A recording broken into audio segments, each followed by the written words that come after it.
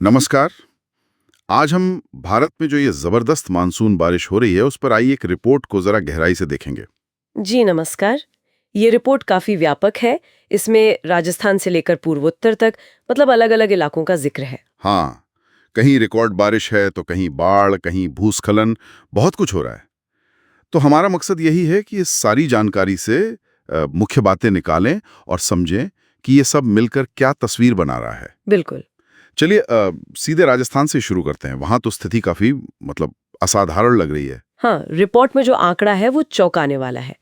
पिछले 123 सालों में इस साल जून में सबसे ज्यादा बारिश 123 साल। जी, कुल 156.9 मिलीमीटर, जो औसत से आप सोचिए 185% ज्यादा है। 185%? वो भी राजस्थान में? हाँ, खासकर चुरू, करौली, जयपुर, डूंगरपुर जैसे जिलों में भारी से बहुत भारी बारिश हुई है। ये आंकड़े तो वाकई सोचने पर मजबूर करते हैं। बिल्कुल। और ये सिर्फ एक क्षेत्र तक सीमित नहीं है, है ना? नहीं नहीं, अगर दक्षिण में केरल को देखें तो वहां भी असर दिख रहा है। हाँ, केरल में भी। कोच्चि के पास एल्लूर में एक बड़े बरगद के पेड़ की टहनी गिरी भारी बारिश के कारण। अच्छा। और उसमें 2 लोग घायल भी हो गए। अच्छा। ये दिखाता है कि कैसे अचानक खतरा बन जाता है। सही बात है। और फिर कृषि क्षेत्र पर जो असर पड़ा है वो भी कम नहीं है।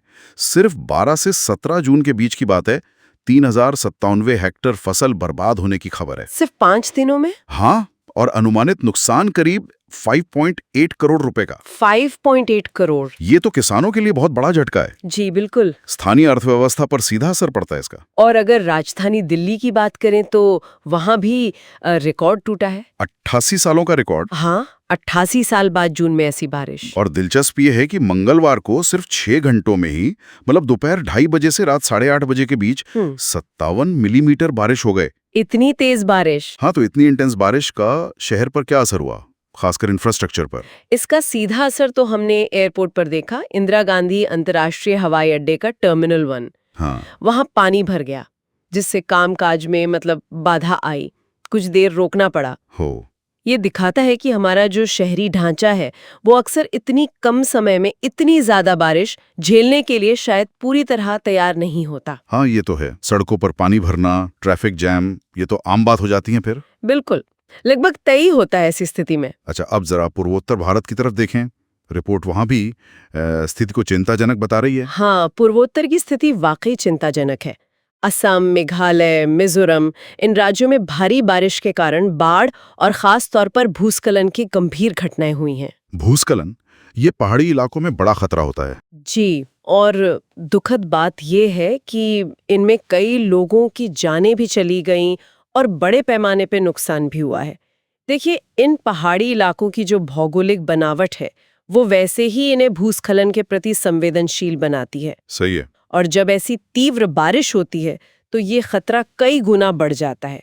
ये सिर्फ बारिश की मात्रा का मामला नहीं है, जमीन कितना पानी सोख सकती है उसका भी सवाल है। समझ गया। अच्छा, और पश्चिम में मुंबई का क्या हाल है? वो भी अछूता नहीं रहा होगा? नहीं, बिल्कुल नहीं। मुंबई में भी भारी बारिश हो रही है और वहां येलो अलर्ट जारी किया गया है। येलो अलर्ट, इसका क्या मतलब होता है सामान्य भाषा में? येलो अलर्ट मतलब मौसम विभाग कह रहा है कि भाई सावधान रहें, स्थिति पर नजर रखें, मौसम और बिगड़ सकता है। और मुंबई जैसे घने शहर के लिए इसका मतलब अक्सर होता है जल भराव, लोकल ट्रेनें प्रभावित होना, ट्रैफिक में दिक्कतें, शहर की रफ्तार एक तरह से थम सी जाती है। तो कुल मिलाकर अगर पूरी रिपोर्ट को एक साथ देखें तो तस्वीर एकदम साफ है। राजस्थान के रेगिस्तान से लेकर केरल के तटों तक, दिल्ली के कंक्रीट जंगल से लेकर पूर्वोत्तर के पहाड़ और मुंबई जैसे महानगर तक, हाँ, मॉनसून का असर जबरदस्त और बहुत व्यापक रहा है। जो बात मुझे सबसे ज्यादा ध्यान खींचने वाली लग रही है वो ये है कि देश के इतने अलग अलग भौगोलिक क्षेत्रों में एक ही समय पर मौसम का ऐसा चरम रूप देखने को मिल रहा है। बिल्कुल। और हर जगह इसका प्रभाव भी अलग है। कहीं सिर्फ रिकॉर्ड बारिश का आंकड़ा है तो कहीं खेती पूरी तरह तबाह हो गई, कहीं एयरपोर्ट बंद हो गया तो कहीं बाढ़ और भूस्खलन ने जाने ले ली। सही कहा। ये घटनाएं सवाल उठाती हैं कि क्या ये सिर्फ अलग अलग एक्सट्रीम वेदर इवेंट्स है या फिर ये किसी बड़े बदलते हुए पैटर्न का संकेत दे रही हैं।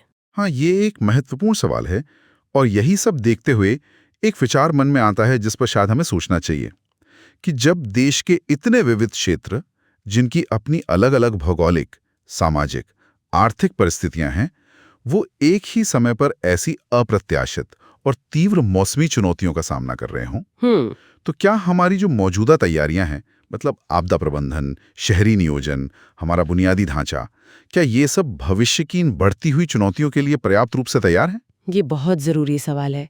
इस पर वाकई गहराई से सोचने की जरूरत है।